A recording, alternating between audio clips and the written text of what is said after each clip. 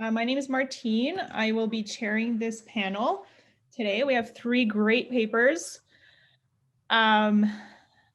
So we will aim for about 12 minutes per presentation to leave time for a Q&A at the end.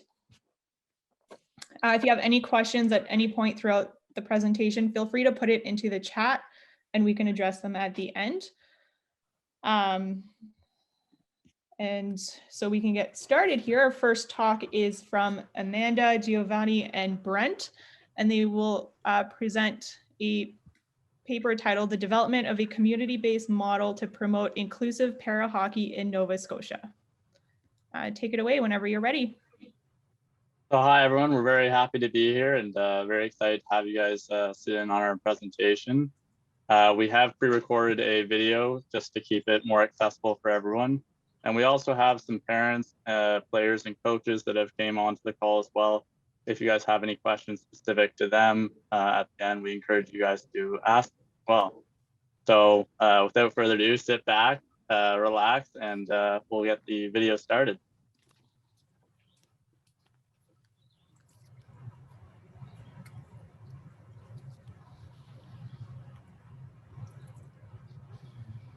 Hi there, my name is Brent Ashfield, and I'm a recent graduate of the Human Kinetics and Education programs at St. Francis Xavier University in Nova Scotia, Canada.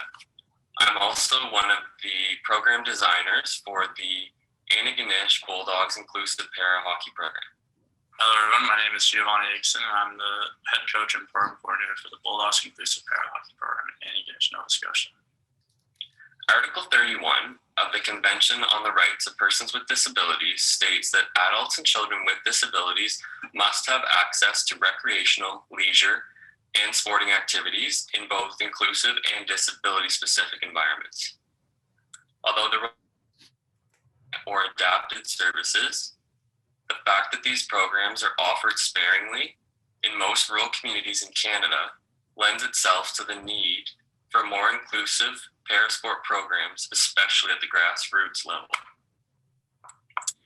Para, or sledge hockey, offers an opportunity for children with and without disabilities to participate together in a culturally relevant sport, offering potential social, physical, and emotional benefits. In Nova Scotia, the Akeson Minor Hockey Para approach to community programming that supports the needs of people with various disabilities within a rural setting.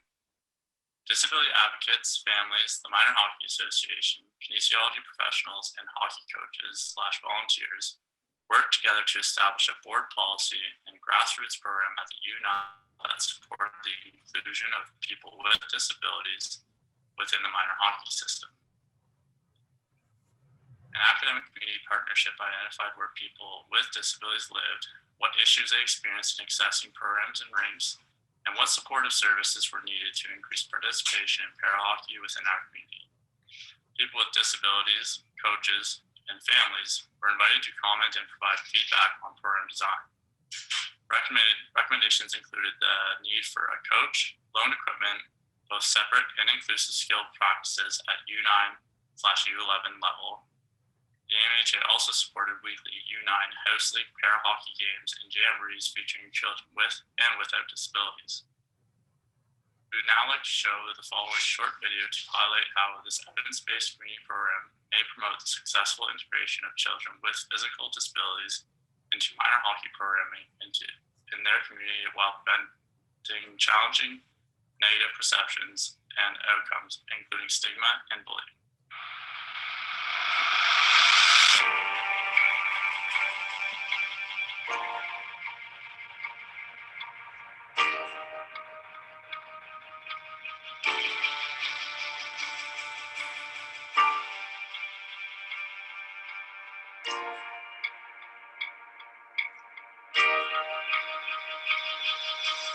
Everybody deserves to be a bulldog.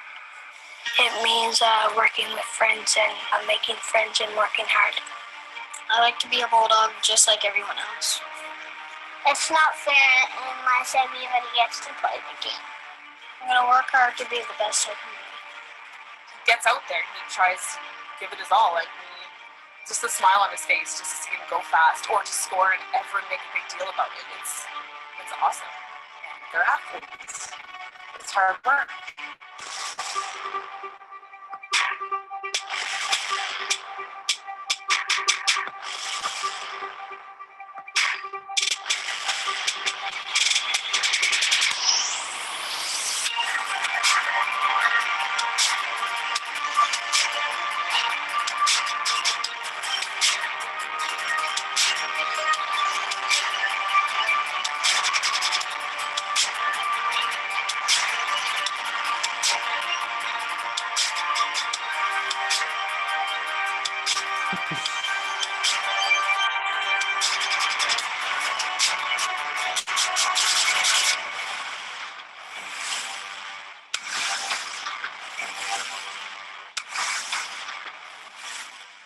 When Drew was born, hockey was inevitably going to be part of his life, and we soon came to realize that he wasn't going to play the traditional hockey.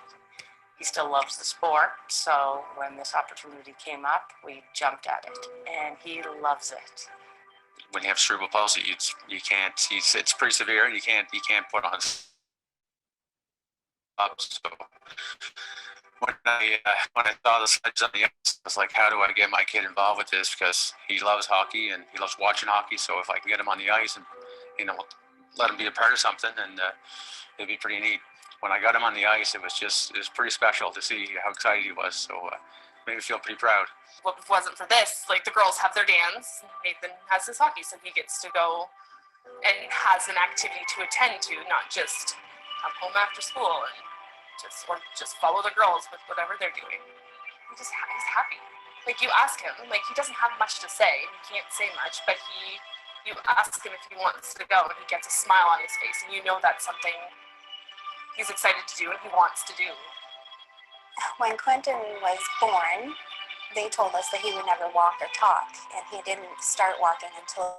So we never thought that he would be able to do anything like that, but he's developed quite a bit since then. But also now that he's doing sledge hockey, he has something for himself. He's part of a bigger community. He's an Anakinnish Bulldog, which is a really huge thing for a little guy like him. To be able to be a part of something so big and putting on the gear, like, he's like, I'm a hockey player. And to hear him say that, when you didn't think you'd ever be able to do those things, and now he can. So my name is Giovanni, and I'm the head coach and program coordinator of the Bulldogs Inclusive Para Hockey Program. When I first got involved, we had to determine the different needs and kind of assets to a program like this. So we actually asked the kids, what do you want a sledge hockey program? And not surprisingly, they said that they want the exact same things as any other kid. They want a team, they want coaches, they want practices, they want consistent games and tournaments. So that's kind of how it evolved. The design is inclusive, and what do we mean by that? Great, we have diversity. The kids on the team with disabilities get to play. Great, we have equity. They get to have a voice in that. They get to be included in that. But they actually are in the game. They're playing the game. They have the same as everybody else. They're not just there. They're in the game. It's not separate than the Minor Hockey Association. It's built within the Minor Hockey Association. The board members were fully active in this, finding out ways, how do we make this happen? How do we make it sustainable? So that's the design where it's different. Minor hockey's involvement with sledge hockey was to give an opportunity for everybody to be involved in hockey, no matter disability or not. Inclusion, everybody understand that no matter what your abilities are, you're all involved. Everybody is welcome and everybody is treated equally. We're committed to support the program in its growth for the community as well as the county, and to potentially be a role model for the rest of Nova Scotia. The question is, how do we reach these individuals in rural communities with disability, or even without disability, people who might not have an interest in hockey per se, but are looking for a way to be active with their peers? this has just provided an opportunity for all Canadians to really be involved and really reach those individuals in small communities. So take other rural communities, for example, across Canada. If you live in the rural community, you don't have enough participants with a certain type of disability to have a program like you do in a city. The only way you're going to be able to play is to be able to play. When they go to school, they're a Bulldog. So what does that do? That reduces bullying. That reduces the stigma associated with disabilities. They're part of their team. They're together with them at school, and they see them as athletes. So that's why the design of the program is so important, and why we want to encourage other minor hockey associations to do the same. This was an opportunity for us here to give exposure in a rural community, in our school, so kids could identify the positives in sledge hockey. And seeing the kids smile, seeing them build confidence, regular sledge hockey participants that go to Antigonish on a weekly basis, it really means a lot to them. And you can see building in the morning, there's conversations happening, all that they have confidence, other kids respect what our students are doing outside of those traditional activities and sports. When you see the results and we see the kids having that much fun doing activity together and creating a sense of acceptance amongst each other, really benefits here for our overall wellness goal in the school. We're not okay with status quo. We're not okay with just, oh, it's okay, they have a game. Oh, it's okay, they have that. You wouldn't accept that for a child without disability, and so we should say we're not accepting that for people with disabilities. So yeah, it's going beyond that and always raising the bar and ensuring the kids have the same opportunities and figuring out how to overcome those barriers to make that happen. And it's not always easy, and it's going to take time. It's going to take teamwork, because inclusion involves a lot of people to work together. And I think with minor hockey, that's what we've seen, is people coming to the table, figure out how to make it work. My dealings with and conversations with Hockey Nova Scotia, they're supporting the program that we do. They're looking at us as being potential role models for other associations, similar in nature or just in general, to say, hey, look what Antigonish Minor Hockey is doing with the inclusive program. Can you piggyback on what they've done? Can you look and see what they've done and use that as a stepping stone to get other associations that wish to be part of an all-inclusive or wish to start an all-inclusive as, you know, what did Antigonish do to start theirs, and let's see how we can flourish in other associations. This is just the starting point. You know, it needs to grow. It needs to grow across Nova Scotia. It needs to grow across Canada, because just seeing all the opportunities and relationships that kids with and without disabilities are making, it's amazing that we don't have this already, you know. And to be a part of it now and see the potential for it to grow and create so many opportunities for everyone, being able to bridge those gaps and creating sustainable programs where kids can actually play the sport, you know, play in consistent games and practices and tournaments. It's not a charity anymore. It's their change of perception of seeing these kids playing sledge hockey as athletes, and that's what they want to be viewed as.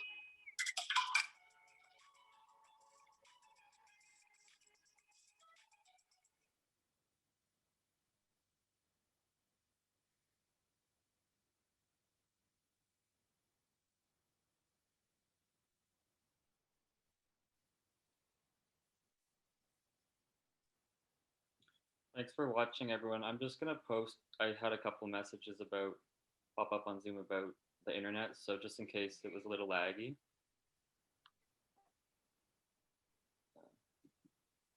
I'm going to post the link in the chat. That's great. Thank you so much. Yeah, I think if we have more pre-recorded sessions, we can all just turn off our cameras. So to avoid those lags. Thanks so much for that presentation. That was absolutely wonderful. Just a reminder, if you have any questions, feel free to pop it in the chat and we will address them at the end of this session. And we do have some participants from that first presentation that are in attendance as well. So feel free to submit your questions if you have any for the participants. So next up, we have a presentation from Chris Shields. with a presentation titled, "I'm Doing the Right Thing for My Child, Aren't I? Parents' Perspectives of Specialized Hockey Programming as a Context for Youth Development." So Chris, whenever you're ready, take it away. Perfect. Thanks very much. Yes, I'm Dr. Chris Shields from Acadia University, and Acadia University is located in Mi'kma'ki, the ancestral and unceded territory of the Mi'kmaq people. I'm wearing my DJ headphones here to minimize the interruption by noise of my 3 kids, 2 dogs, and 4 cats here in my home office. So that's why I've got my aviator headphones on. For bandwidth, I may actually end up turning off my camera if it starts to get laggy, so people can let me know. Let me just pop this on.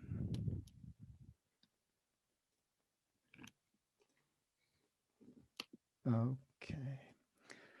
So I'm representing a great group of researchers, and I want to thank my co-authors for the work that they put in to this project. Now, while it's my voice you'll hear, much of what is said is actually their words and reflects their efforts. And also, in light of the other presentations in this session, a quick note, excuse me, is that my talk, in my talk, specialized sport programming really encompasses mostly privately run activities like power skating and shooting camps and spring hockey. So I recognize actually the limited way I use that term, but just so we understand sort of where we're coming from in my talk. So in setting the context for this project, we saw 3 main points or pillars that come forward. First is the value of sport for development. So overall youth sport is seen as a vehicle for positive youth development with the potential to offer physical, psychological, and social benefits for all involved. For youth, sport participation provides opportunities to not only develop sport-specific skills and abilities, but also to develop positive self-esteem and important social networks. Now, sport has also been shown to provide a context where youth develop both role and social identities, and that these identities help to drive pro-social behavior. And finally, as highlighted in a recent review by Bruner and colleagues, youth sport is a venue for the promotion of transferable life skills and the development of character. The second key point we considered is that parents play a key role in shaping their child's experience. And now this is not only a consequence of their actions and involvement through the provision of all 5 primary types of support, but also as a function of their perceptions around youth sport. And there is growing evidence that youth sport has become a means through which parents define themselves. Specifically, parents develop social and emotional ties to their children's sport participation, with much of their own life and social schedule tied to that participation. Further, part of parents' identities are tied to their children's participation in sport, and those identities drive perceptions and behavior around that sport. Finally, enrolling their children in sport has been shown to be seen by parents as their moral responsibility, and work by Jay Coakley highlights that these perceptions appear to be fueled by the increasing social value placed on athletic achievement, as parents not only view sport opportunities as an avenue to facilitate the achievement of elite performances by their children, but may also see their child's success in that sport as an indication of their own moral worth as parents. So the context of this project was really rounded out by what appears to be competing messages around sampling and specialization that parents must process when navigating decisions for kids' hockey development. At first, the message or narrative seems clear, as the research evidence appears to provide direction to those involved in youth sport, including parents.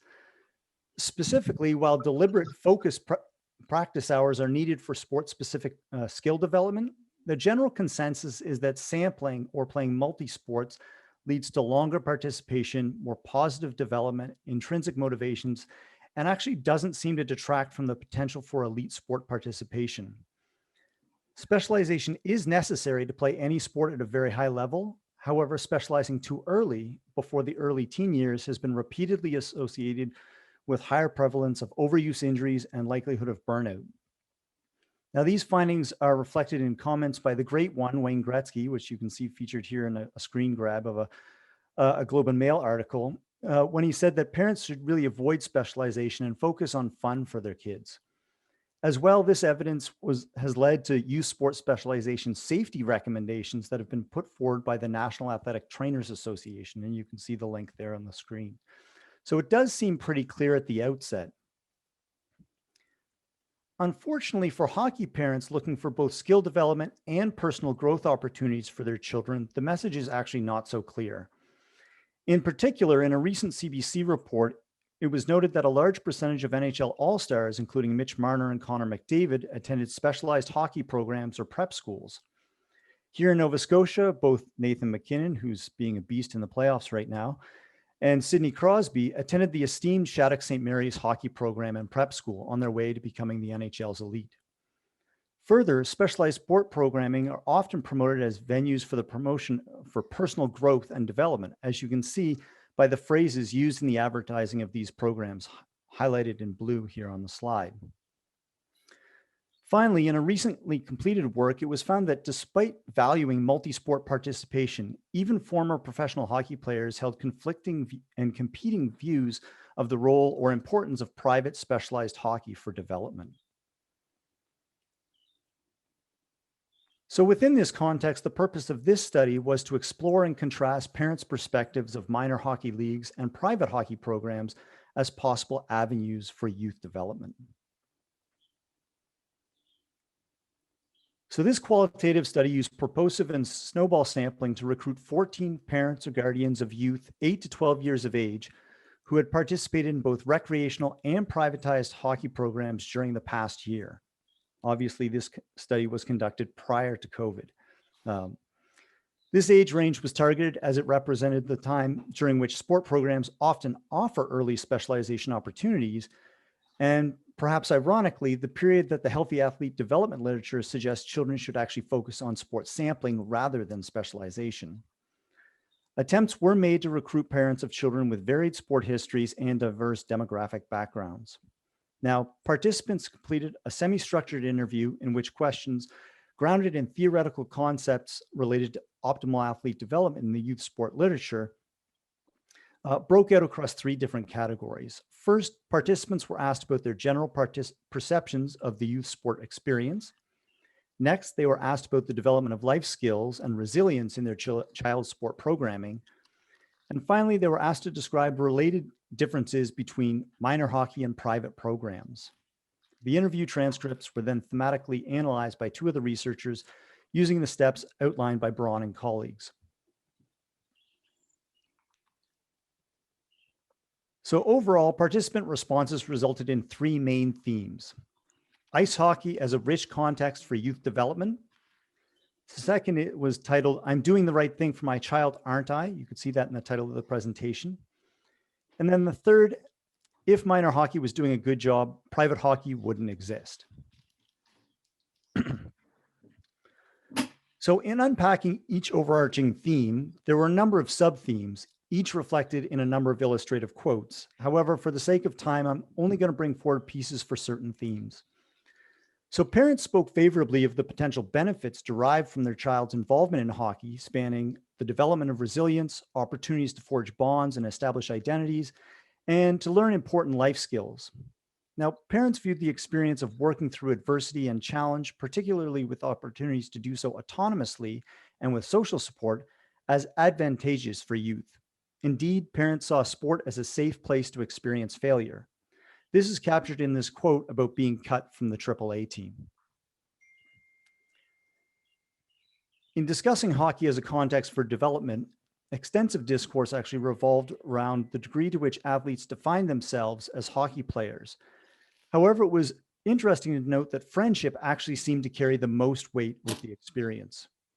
The diverse connections developed through hockey was described as deep-rooted and long-lasting, and we can clearly see the importance of sport in developing social connections in this quote.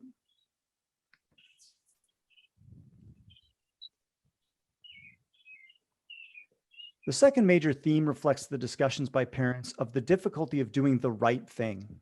For instance, parents described an inner struggle with how much to push or challenge their children, whether to be the bulldozer parent who removes obstacles from their child's path, and how to model adaptive behaviors. While all are informative, I've chosen to focus on the theme of how much to push when engaging your kids in youth hockey. So despite emphasizing quality sport environments as inherently fun, parents tended to actually glorify their child's performance and emphasize winning. Many parents acknowledged that they shouldn't emphasize performance, but found it difficult to restrain themselves. And you can sort of see that in the quote by parent number 2. Further, parents discussed perhaps overdoing things in relation to the scheduling for their child, but they largely did that out of the desire to provide opportunities for their child for growth. And you see that in the other quote on this slide.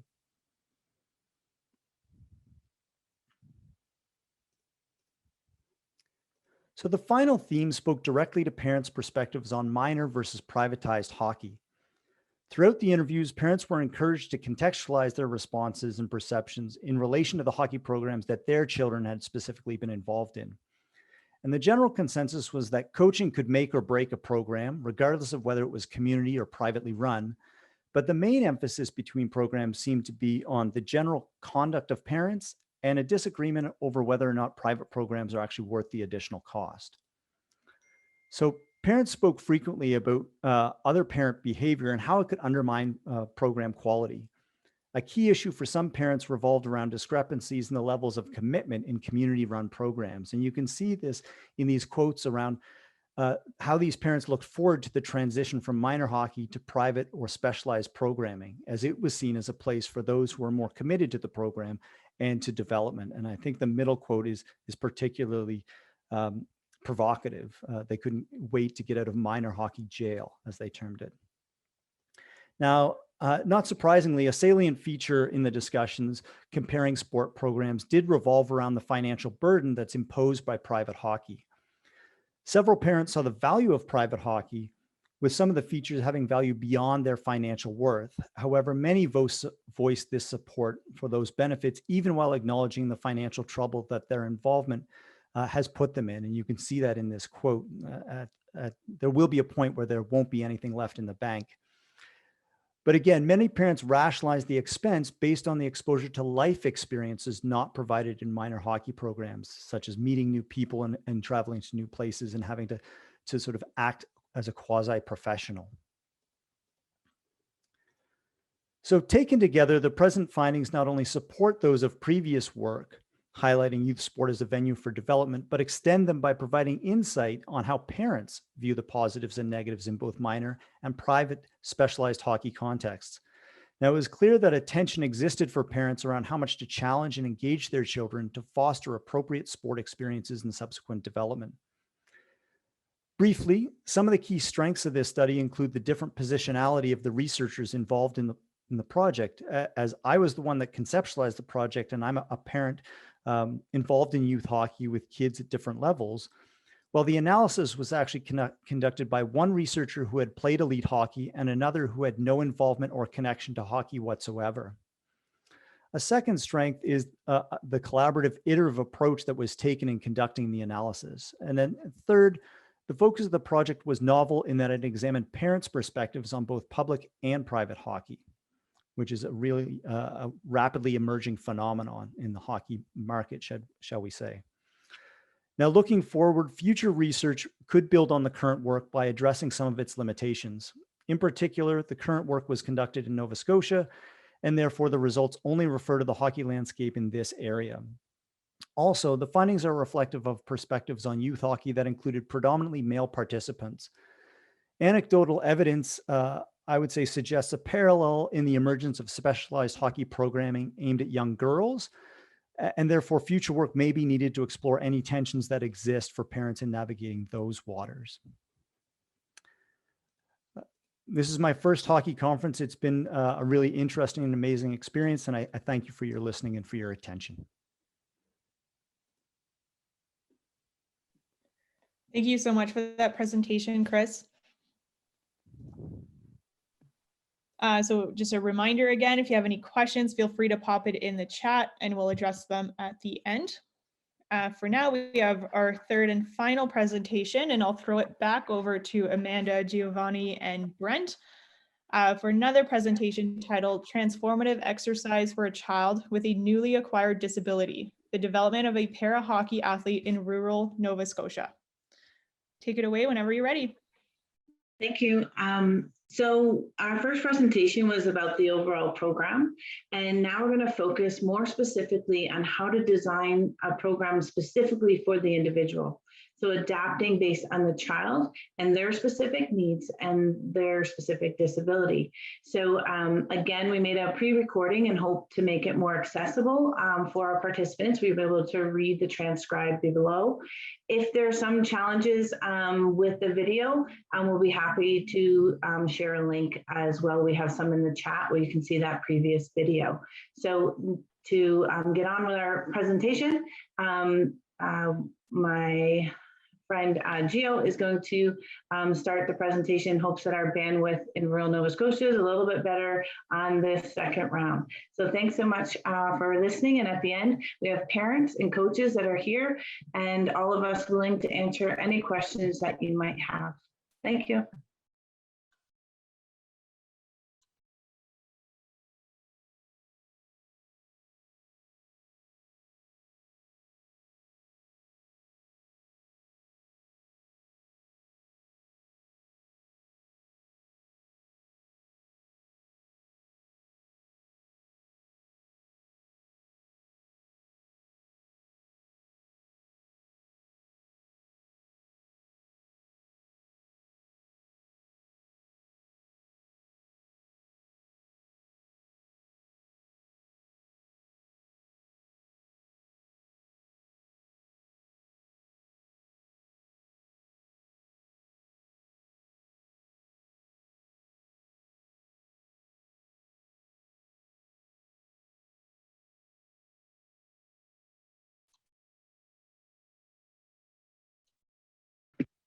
Our apologies, are just Gio's just making sure the audio is on. Is that working? It was working on my end. Just give me one moment. We're just hoping everybody can hear it. Our apologies here. We're just trying to get the sound up.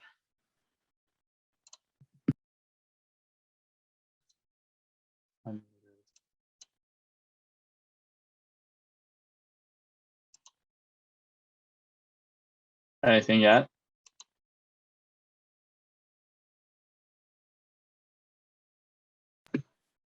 Can anybody hear everything? I don't hear anything yet. I can see it, but I can't hear it. Yeah, one sec here. Let me try this.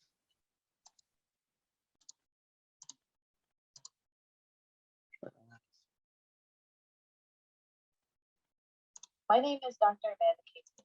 I'm an associate professor How's that? of disability and health in the Department of Yeah, I can hear it.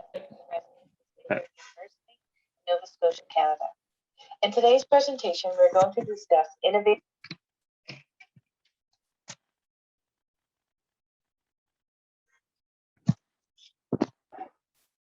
My name is Giovanni.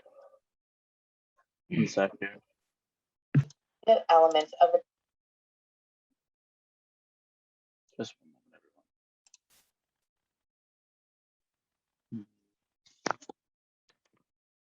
Okay, that should work. an inclusive para hockey program, which is run in conjunction with Antigonish Minor Hockey Association in northeastern Nova Scotia.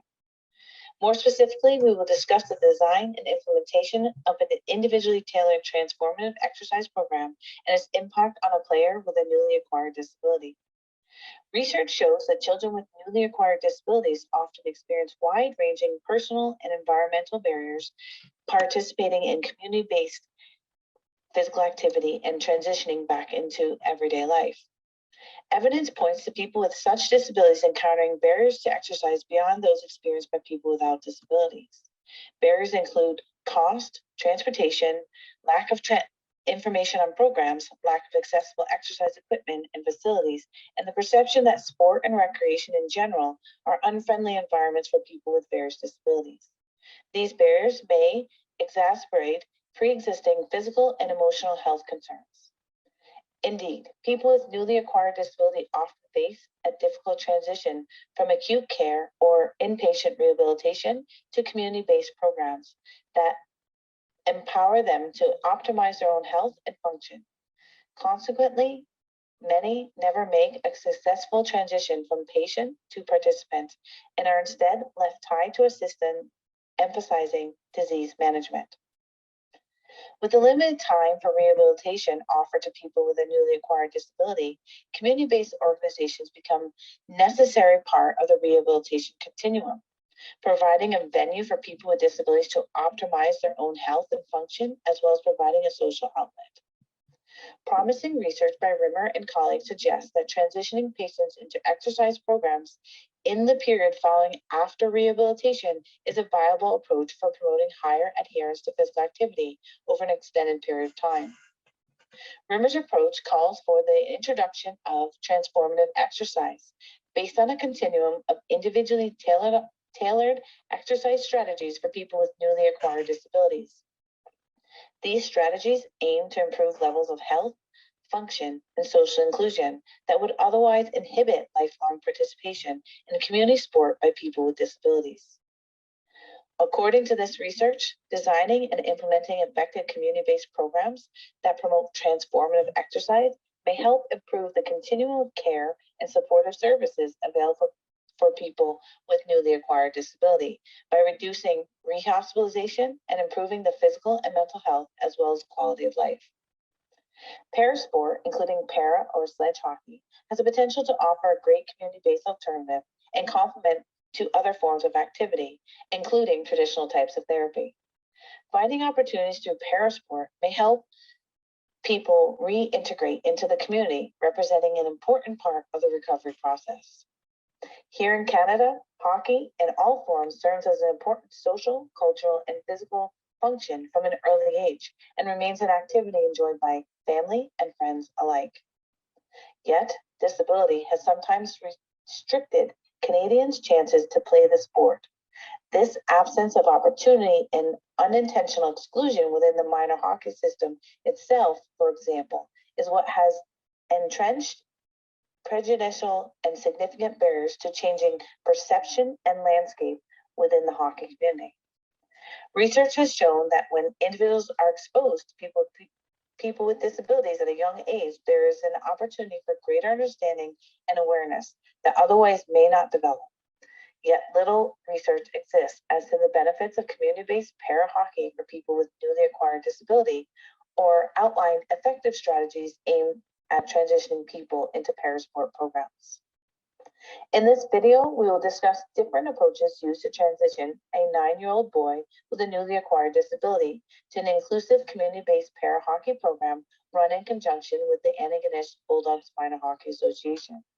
We will also offer details, insights gained from the different design phases adopted to transition a child in a rural community from patient to a para-athlete socialized into minor hockey. The Antigonish Minor Hockey Association's integrated para-hockey program gives young athletes with and without disabilities the opportunity to learn and grow together through the sport of para-hockey. The program provides athletes with and without disabilities consistent weekly practices, games, and inclusion amongst their peers. In Rimmer's transformative exercise, he focuses on condition-specific exercise and physical activity. The initial design of the para-hockey program began at the grassroots level, ensuring that parents, players, and community were the central focus.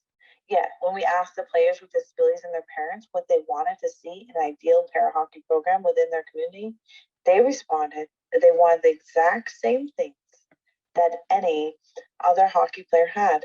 They wanted teammates, coaches, practices, games, and to ultimately be an Antigonish Bulldog. However, it is also important to emphasize that newly acquired disabilities are heterogeneous, and physical activity programs should be designed on an individual basis, based on participants' different ways of thinking and learning, as well as specific disability concerns. At a young age, our participant acquired a disability due to bone cancer in his leg. He is now using a prosthetic leg for assistance. Program designers strive to create an individualized environment for our participants, supporting skill development, fun, as well as physical and mental health. Phase 1 of the transformative exercise program involved familiarizing the participant with a sled and the basics of para-hockey. We did not focus on socialization with peers or competition during phase 1. A limited evidence base suggests it may take a few months to a few years after acquiring a disability before being prepared to engage in a program like this one. Therefore, we encourage sessions with fewer participants. With this in mind, we also try to take a systematic and highly structured approach to skill development. For the participant, we offered on-ice sessions once a week or twice a week with loaned equipment and open ice. Our design team included trained coaches in hockey, adaptive physical activities, specialists with a high coach participant ratio where possible. Focus was on feedback that was detailed, repetitive, age appropriate, and included constant positive reinforcement.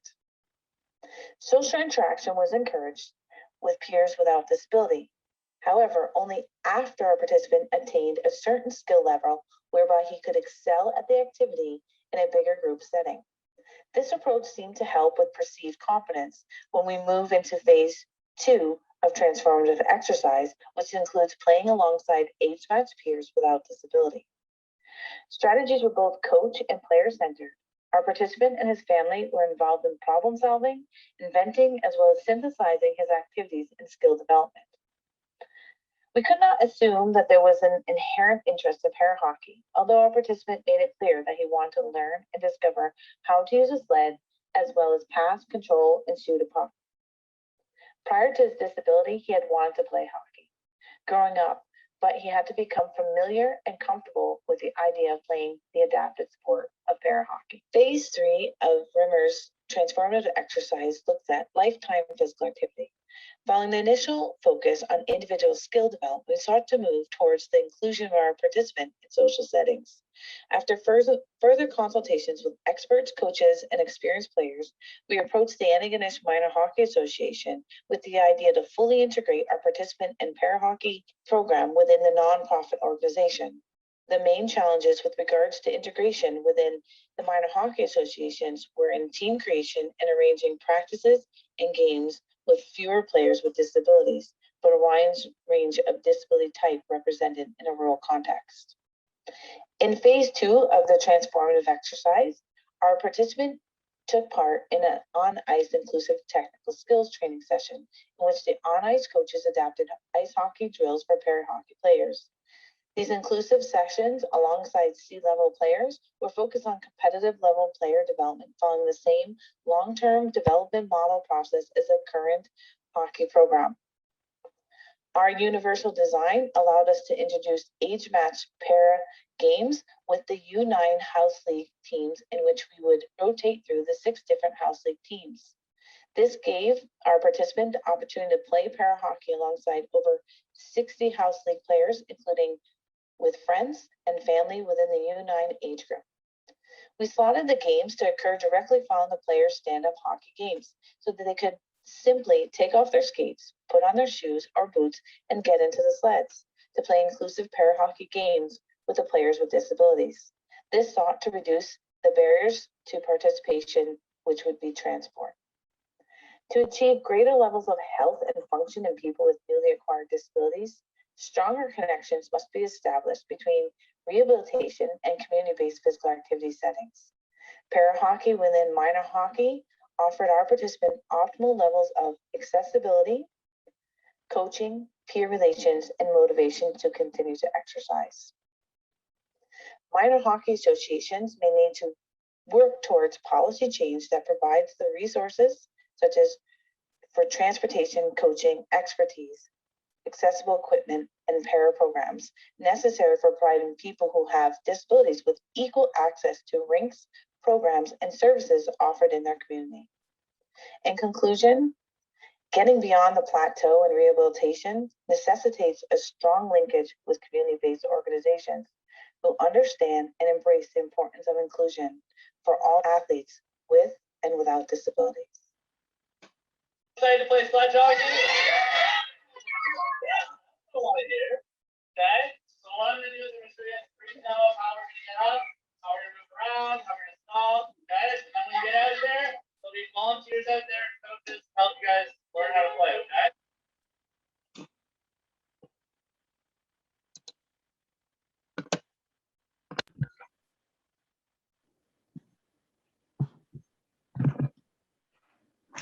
So thank you for watching our presentations, and feel free to ask any questions for us for our first presentations on the program, but also on the individualized program as well. Gio and Brent are here to answer those questions for you. So go ahead. So there is one question in the chat. We can start with that one. You probably already saw it. It says, Amanda, Giovanni, and Brent, when developing the para program, how did you handle coaching education and educating coaches? So I can take that one if you guys can hear me.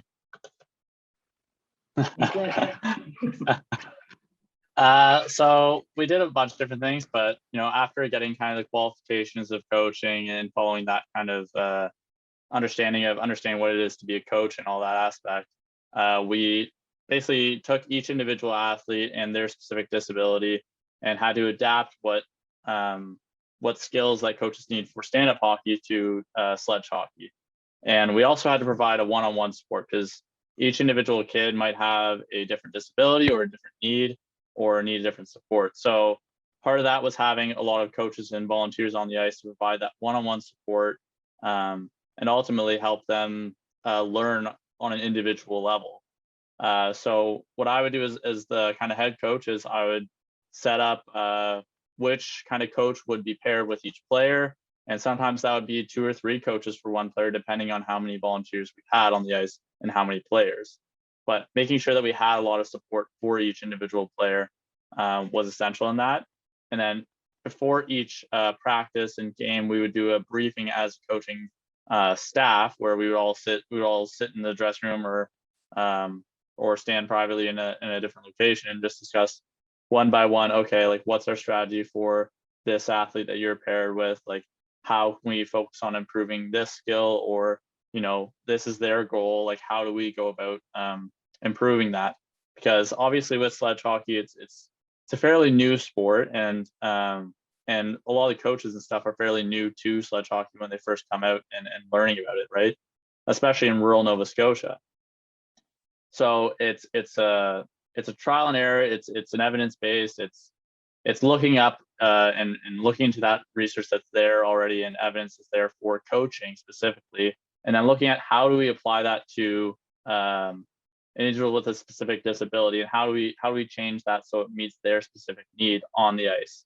And that's varied from player to player, which has been like really cool to see how each coach, at the briefing, what they're going to work on before the practice, and then after the practice, okay, like what's their strategy, like what worked, what didn't, what can we do better next time? And then all the coaches can kind of provide some insight. Oh, maybe we can try this, maybe we can work on this, or hey, I took this coaching course and it provided me with this kind of knowledge and experience. Maybe I can provide this.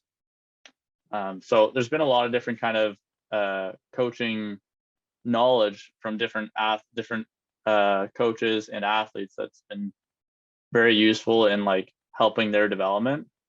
But it's definitely been a huge team effort as coaching staff and as volunteers. I hope that answers your question.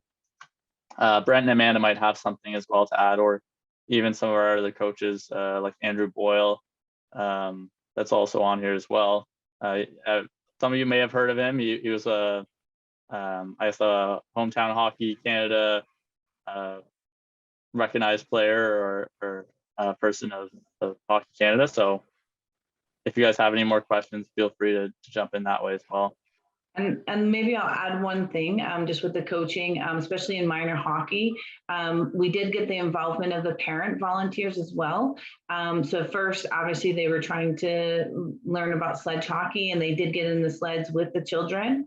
So that was really good. And then they were learning how, like Gio said, how to adapt some of the drills that they knew instinctively to sledge hockey. So again, it was including the parents and the coaches in the rural context and including them in that design process. And the parents as well were actively involved, giving us insights on the children's more specifically, like we did in this case study. So hopefully that answered your question. Thank you.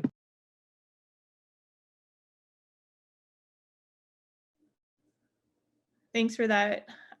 So we have another question here.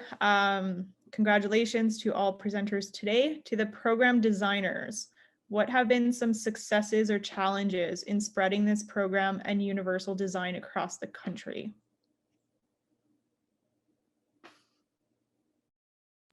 I can start to answer that, and then maybe Gio and Brent can jump in. I think some of the challenges is if you take hockey in Canada, a lot of that occurs in rural context. And so often a lot of disability specific programs are designed in cities. And so there's different barriers that you overcome in a rural context. So for example, as we mentioned, when working with the individual with a specific type of disability, right, you're only going to have so many children in your rural community, right? So who are they going to play with?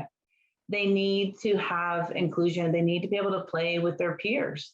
And they go to school with these children and everything as well. So, and it's part of the community, it's part of the culture to be a Bulldog, for example. So for that child to be a part of that is very important. And that's what we found when asking the parents and the children themselves. They wanted to be a Bulldog, right? So what did we need to do to make that happen? And so in order for sledge hockey to grow in Canada, and more specifically in the rural context, we're going to have to look at the model a little bit differently than we do in the city and overcome some of those barriers. And inclusion is one of the ways in doing that. If we're open to inclusion in the Minor Hockey Association across Canada, then we're going to be able to build that development. We're going to be able to build those programs that are needed for children with disabilities. And when I say programs, I mean coaches, facilities, practices, games, tournaments. Like we did the tournaments with the Minor Hockey Association. So you had teams coming from other regions, and we weren't creating a separate jamboree. They were a part of that jamboree. So the kids, you know, they left school a little bit early, which is great for everybody, right? And they came to the tournament. And so the tournament was happening for stand-up hockey, and essentially sledge hockey was included. They just took off their skates. The opposing teams, so Bedford, for example, was one of the first teams getting into the sleds. So they got in the sleds and they played against our Antigonish team, where we included kids who were playing stand-up hockey with kids with disabilities, and we had the games. So it was accessible in the sense that we didn't have these dual systems basically competing against each other. We're building it within the already existing system, which is very cost effective as well. So those are some of the barriers that we really face as far as like the rural context and really getting that message across. And that's why we're really trying to promote that here today, is that, okay, yes, you may have some programs in the city, but what about the rest of Canada? And inclusion can work both in the city, as in Bedford now starting their program as well. And now we have teams to play against. And we found initially people thought, well, do children without disabilities want to play with that? Yes, they do. And the parents, their perceptions changed, their attitudes, everything. And they got into these sleds and they realized it wasn't an easy sport, and they actually became pretty good at it. And some of them now come to those practices. So the level inclusion, right? So yeah, those are some of the biggest barriers, and we hope to continue to overcome them, because at the end of the day, inclusion is the kids playing the game. So how do we get there? How do we get them in the game? And maybe some of the participants here, I don't know if Quinton's there. He was one of the players, as well as Drew. So maybe one of the parents or the children might want to speak to that.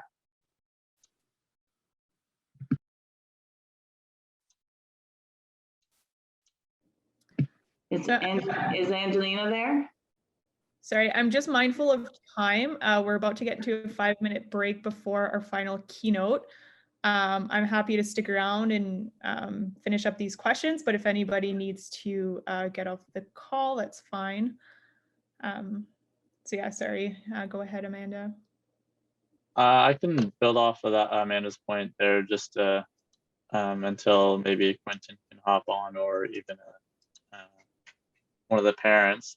But a lot of the barriers is perception. Like we've seen, like even for myself growing up as a hockey player, like I played stand-up hockey my whole life, and like I never saw sledge hockey in the rink. Like always thought sledge hockey was just for people with disabilities. Like never really thought about like why isn't it part of the minor hockey system? Why isn't seen in ranked more? Why isn't it more established? Like, why aren't kids with disabilities given the same experience as anyone else in playing hockey, and being part of that hockey family and that culture? So the perceptions that people have that maybe they don't even know about, right? Because we're kind of almost ignorant to it. Like, I was definitely ignorant to it before I even came to Amanda Casey's class at St. FX, where I learned a lot about it. And before I started becoming coach, like, you just become more aware of this unintentional exclusion at times, just because people just don't know, or they just have this perception that it has to be for just people with disability. So that perception has been a barrier, but definitely one we've worked really well through in Antigonish, where people are starting to see us as we take a grassroots approach, starting to see us at like the very root of community and at the youth level. So yeah, I don't know. Thank you. I I don't know if hey, Quentin, are you there? Hey, Quentin, we see you. Just give him an opportunity, if you guys don't mind. Maybe give us your perspective. I like sledge hockey, and I enjoy playing with my friends and learning how to play sledge hockey better every time I go. Yeah, and you do get better every time you go, that's for sure. If I could just add to, in terms of back to the question about the successes and challenges, just off of what Amanda had said, when we're looking at, for Hockey Canada, for example, the long-term athlete development, in each stage they're going through in their development, we notice that a lot of time with sledge hockey, it's entering at more the train-to-train competing stage of the long-term athlete development. So the goals of this program is to introduce athletes at the younger age, so in the youth, when they're at the fundamental stage and learning to sledge, learning the game. Reaching these individuals in rural communities. This is going to be beneficial for the development of the sport long term for each individual athlete, but also at sort of more of a provincial and national level as well for the growth of the country.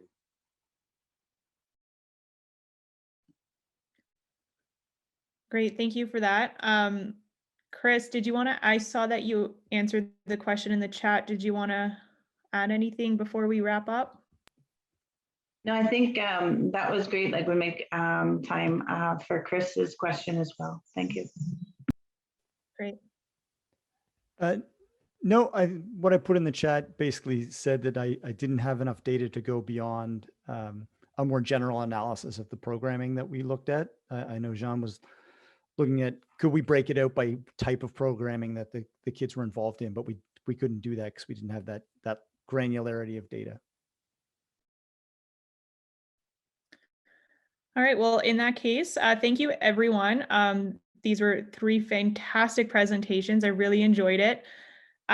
We will wrap up because in 2 minutes, we have our final keynote. So thanks again, everyone.